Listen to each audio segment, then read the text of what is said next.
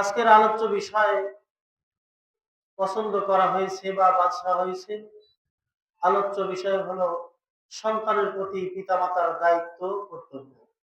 সন্তানের প্রতি পিতামাতার দায়িত্ব এবং কর্তব্য। আমরা শুধুমাত্র কেবলমাত্র একমাত্র বাবারাই আলেম ওলামাদের কাছে, ইমামদের কাছে বলে থাকি, হুজুর একটু দোয়া করবেন, আমার সন্তানটা কথা শোনে না। পিতামাতার হক সম্পর্কে আলোচনা করেন যে পিতামাতার হক কি। পিতামাতার খেদমত করতে হয়, পিতামাতার কথা শুনতে হয়, পিতামাতার বাধ্যগত অনুগত হইতে হয়। একটু ভালো করে আলোচনা করবেন, একটু ওয়াজ করবেন। সম্মানিত হাজিরিন, শুধুমাত্র আমরা বাবারাই পিতামাতার দায়িত্ব এবং কর্তব্য সম্পর্কেই আলোচনা করার কথা বলি, কিন্তু পিতামাতা পরে হয়েছেন, আগে হয়েছেন সন্তানের বাবা। কথা বলেন, সন্তানটা আগে। আপনার সন্তানকে আপনি কিভাবে লালন পালন করেছেন, আপনার দায়িত্ব কি ছিল? আপনার নবজাতক সন্তানটাকে পৃথিবীতে ভূমিষ্ঠ হওয়ার পর কি দায়িত্ব ছিল, সেই দায়িত্বটা আপনি কতটুকু পালন করেছেন, তারপর আপনি বাবা হিসেবে সন্তানের কাছ থেকে দায়িত্ব বুঝে নেবেন। কথা বলেন ঠিক কিনা? কিন্তু আপনি বাবা সন্তানের হক আদায় করলেন না, সন্তান আপনার হক কি করে আদায় করবে? আর আপনি এটাই বা কি করে আশা করেন? সম্মানিত হাজিরিন, পৃথিবীতে আমরা সম্পদের জন্য অনেক কিছু করে থাকি। কথা বলেন ঠিক কিনা?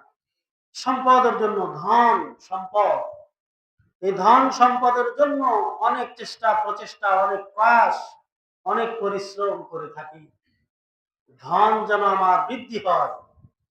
সম্মানিত হাজিরিন, শুধুমাত্র অর্থ সম্পদ প্রতিপত্তি ক্ষমতাই ধন নয়। পরিজাত টুকরা সন্তান, আদর্শবান একটি সন্তানটাও পিতামাতার জন্য বড় একটি ধন।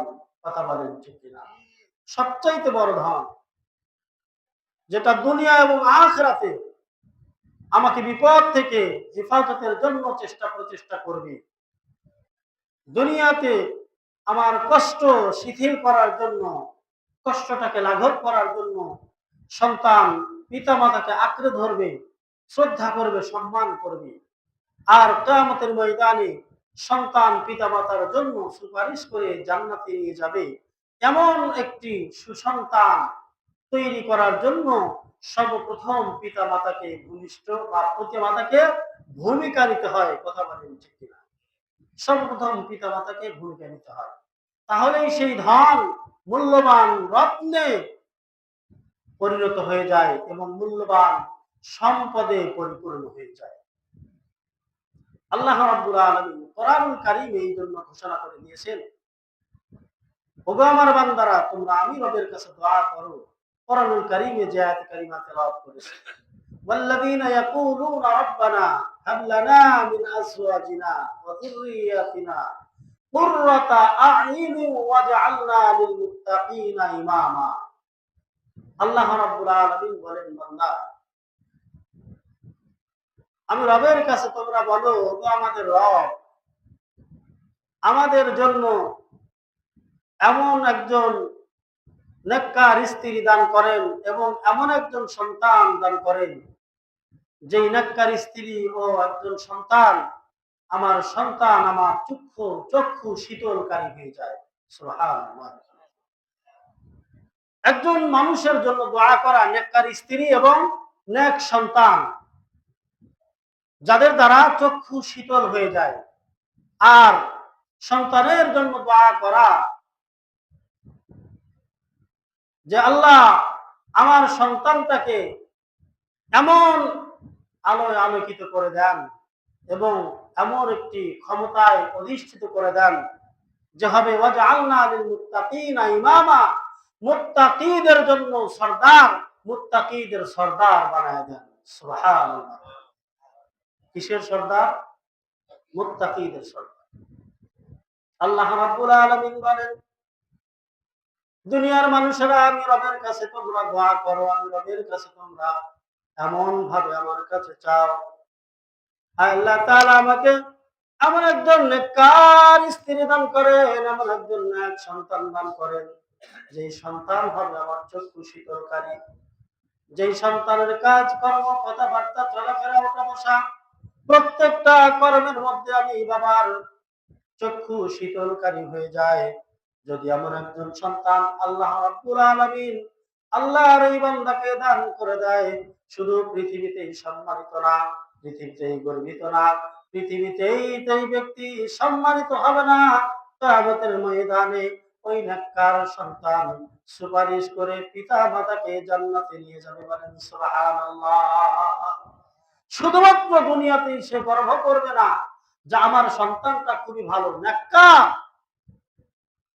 আর এই নেককার হতে হলে, নেককার তৈরি করতে হলে আল্লাহ পাকের কাছে দোয়া করতে হবে এবং পিতা মাতার দায়িত্ব কর্তব্য পালন করতে হবে। আমার সন্তান যখন পৃথিবীতে ভূমিষ্ঠ হয়, জন্মগ্রহণ করে, তখন আমি কি করেছি, ইসলাম আমাকে কি হুকুম দিয়েছে, আর আমি কতটুকু সেই হুকুম পালন করেছি। আল্লাহ রাব্বুল আলামিন বলেন, বান্দা তুমি বাবা হিসাবে, মা হিসাবে তোমার সন্তানকে এমন ভাবে লালন পালন করো, যেইভাবে লালন পালন করলে তুমি দুনিয়াতে শান্তি পাবে, আখিরাতে মুক্তি পাবে।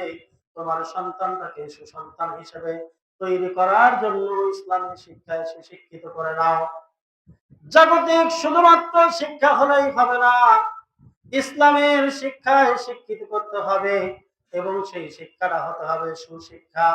জজ, ব্যারিস্টার, ম্যাজিস্ট্রেট, ইঞ্জিনিয়ার, ডক্টর আর যত বড় প্রভাবশালী শক্তিশালী রাজনৈতিক ব্যক্তি বলেন না কেন, যত বড়ই ব্যক্তি হোক না কেন, ব্যক্তির মধ্যে যদি নৈতিক শিক্ষা না থাকে, ইসলামের শিক্ষা না থাকে, কোরআনের শিক্ষা না থাকে, ইলমের শিক্ষা না থাকে, তাহলে ওই ব্যক্তি কখনো প্রকৃত মুসলমান হতে পারবে না, ইমানদার হতে পারবে না, আল্লাহ পাকের গোলাম হতে পারবে না, ইবাদুর রহমান, রহমানের গোলাম হতে পারবে না।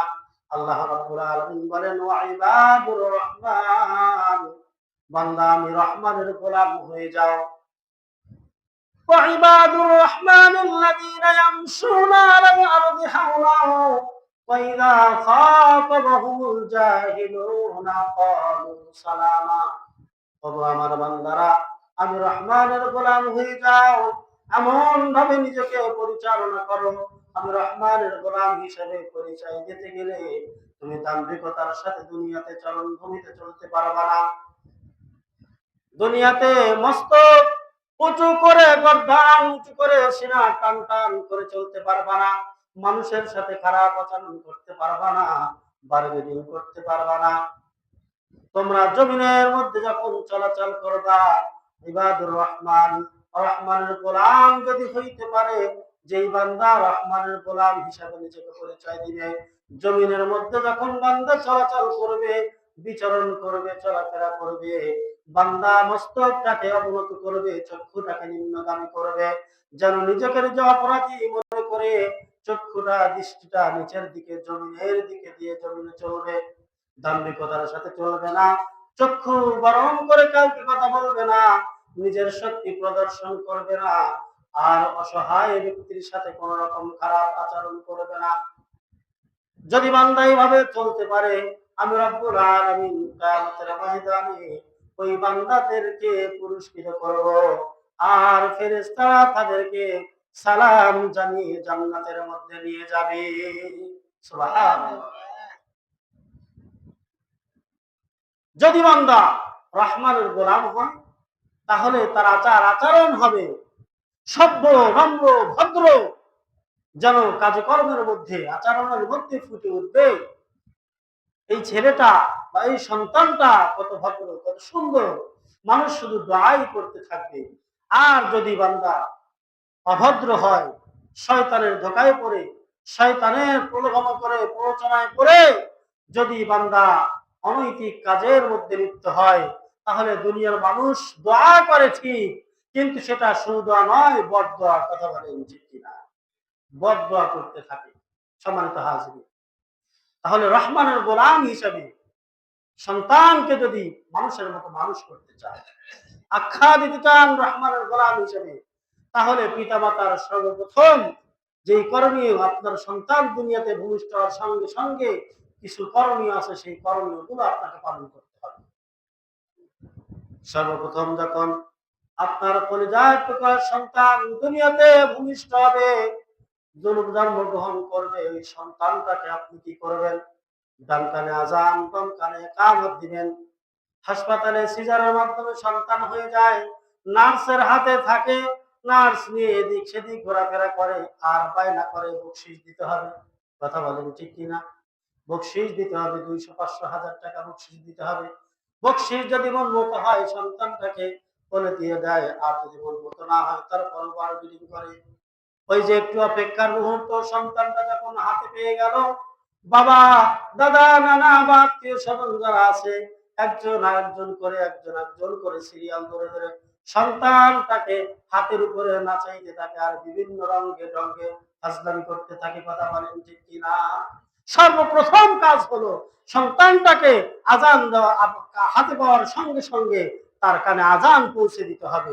যদি আজান পৌঁছে দেন, শয়তান ওই নবজাতক বাচ্চার কর্ণপ্রহরে তার শয়তানি মন্ত্র দেওয়ার আগেই আজানের ধ্বনি যখন সন্তানের কর্ণপ্রহরে পৌঁছাবে, ইকামতের ধ্বনি যখন পৌঁছাবে, অন্তরের মধ্যে এমন ভাবে বিকশিত হবে, ওই ব্যক্তি কখনো নাস্তিক হওয়ার সম্ভাবনা সম্ভাবনা নাই। নাস্তিক হবে না, আল্লাহদ্রোহী হবে না, ইসলাম বিদ্বেষী হবে না। প্রথম করণীয় হলো সন্তান যখন ভূমিষ্ঠ হবে, প্রথমে কি করতে হবে? কথা বলেন না কেন? কি করতে হবে? আজান দিতে হবে। ডান কানে আজান, বাম কানে ইকামত দিতে হবে।